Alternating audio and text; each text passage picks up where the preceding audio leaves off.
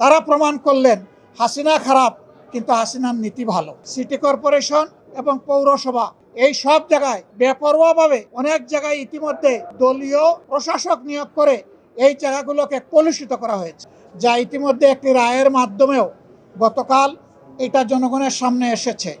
আমরা বলেছি সংবিধান এবং সর্বশেষ রায় এই দুইটাই বলে দিচ্ছে যে এই দুই জায়গায় হাত দেওয়া সঙ্গত নয়, এটি অন্যায়, এটি বিচার বিভাগের উপরে নির্লজ্জ হস্তক্ষেপের সামিল। সুতরাং এখানেও আমরা ডিফার করেছি। এরপরে বিচারক নিয়োগের ক্ষেত্রে কোথায় এসেছে, তারাই যুক্তি দিতে গিয়ে প্রমাণ করেছেন যে অতীতে দলীয় বিবেচনায় যে সমস্ত বিচারপতিদেরকে নিয়োগ করা হয়েছিল তাদের হাতেই বিচারপতি খায়রুল হকের জন্ম হয়েছে, বিচারপতি মানিকের জন্ম হয়েছে এবং শপথপত্র রাজনীতিবিদ জনাব এনায়েত রহিমের জন্ম হয়েছে। তারা এটা স্বীকার করেছেন।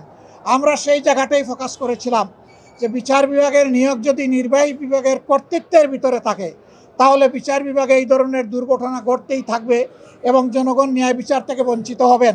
কাজেই আমরা চাই না যে এখানে নির্বাহী বিভাগের কোনো কর্তৃত্ব থাকুক। ইন্টারিম গভর্নমেন্ট যে অধ্যাদেশ জারি করেছিল সেখানে কার্যত নির্বাহী বিভাগের কোনো প্রভাব ছিল না। তারা আগেরটাই ফিরে গিয়ে তারা প্রমাণ করলেন হাসিনা খারাপ কিন্তু হাসিনার নীতি ভালো। আমরা সেম বলতে বাধ্য হয়েছি। এটা কখনো হতে পারে না। যে পদ্ধতি ফ্যাসিবাদের জন্ম দিয়েছিল সেই পদ্ধতি আবার বাংলাদেশের বিচার ব্যবস্থায় ফিরে আসুক, এটা আমরা কামনা করি না, এটা আমরা চাই না। এখানেও আমরা আমাদের তীব্র প্রতিবাদ রেকর্ড করেছি। এরপরে আপনারা দেখেছেন স্থানীয় সরকার বিল।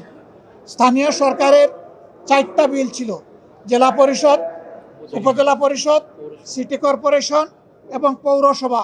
এই সব জায়গায় বেপরোয়াভাবে অনেক জায়গায় ইতিমধ্যে দলীয় প্রশাসক নিয়োগ করে এই জায়গাগুলোকে কলুষিত করা হয়েছে। অথচ বিএনপি তাদের 31 দফা সংস্কার প্রস্তাব এবং তাদের নির্বাচনী ইশতেহার 2 জায়গায় পরিষ্কার বলেছে স্থানীয় সরকার লেভেলে যদি কোনো নির্বাচিত জনপ্রতিনিধি মারা যান অথবা কোর্টের দ্বারা সুস্পষ্ট দণ্ডিত হন সেই ক্ষেত্রেই কেবল প্রশাসক বসানো হবে, অন্যথায় নয়। এখন কোন কারণে তারা বসালেন তার কোনো জবাব তারা আমাদেরকে দিতে পারেননি। তারা মূলত এই টায়ারগুলোকে নির্লজ্জ দলীয়করণই করেছেন এবং তারও প্রতিবাদ আমরা জানিয়েছি।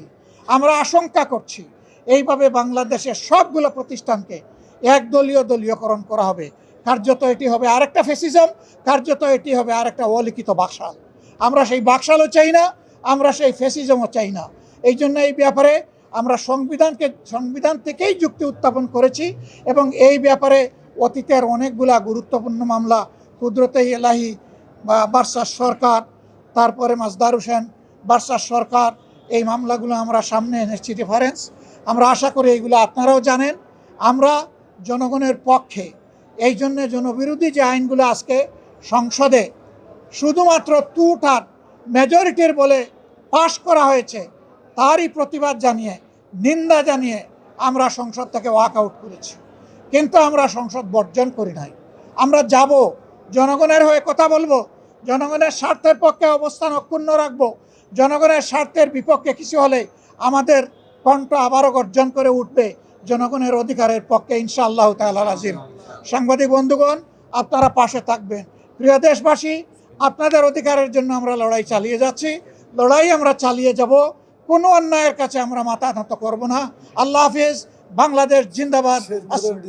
হ্যাঁ, আমরা আজকে শেরপুর এবং বগুড়ায় 2টা নির্বাচন হয়েছে। এখানে অনেকেই বক্তব্য রাখতে গিয়ে বলেছেন 94 সালে হয়েছিল মাগুরায়, এবার হলো বগুড়ায়। শুধু নাম পরিবর্তন হয়েছে কিন্তু স্টাইল একই ধরনের ছিল।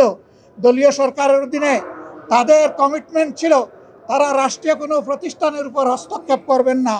আজকে কি হয়েছে জনগণ দেখেছে। শেরপুর 3 আসনে এর আগেও আপনারা জানেন আমাদের একজন সহকর্মীকে হত্যা করা হয়েছিল, একটা উপজেলার একজন সেক্রেটারি মৌলানা রেজাউল করিমকে। আজকে আরেকটা উপজেলার একজন সেক্রেটারিকেও হত্যা করা হয়েছে। আমরা তার নিন্দা জানাই এবং এই 2 হত্যাকাণ্ডে দোষী, দুষ্কৃতিকারী, হত্যাকারী, খুনি যারা এদেরকে বিচারে আওতায় আনার জন্য আমরা এই সংসদের স্পিকারের মাধ্যমে সাহায্য কামনা করেছি। প্রিয় দেশবাসী, এর মাধ্যমে প্রমাণ হয়ে যাচ্ছে যেই লাউ সেই কদু। এতদিন পর্যন্ত বিএনপির সমস্ত ভুলই ছিল মানুষকে ধোঁকা দেওয়া এবং প্রতারণা করা। তারা সেই একই ফ্যাসিজমের পথে হাঁটছে। আমরা আপনাদেরকে কথা দিচ্ছি দেশবাসী, আমরা ফ্যাসিজমকে মেনে নেব না। আগের ফ্যাসিজমকেও মেনে নেয়নি জনতা, আগের ফ্যাসিজমকে রুখে দিয়েছিল। নতুন করে ফ্যাসিজমকেও যদি কেউ প্রতিষ্ঠা করতে চান, তাও ইনশাআল্লাহ জনগণকে সাথে নিয়ে আমরা রুখে দেবো ইনশাআল্লাহ। আল্লাহ হাফিজ। বাংলাদেশ জিন্দাবাদ। আসসালামু আলাইকুম ওয়া রাহমাতুল্লাহ।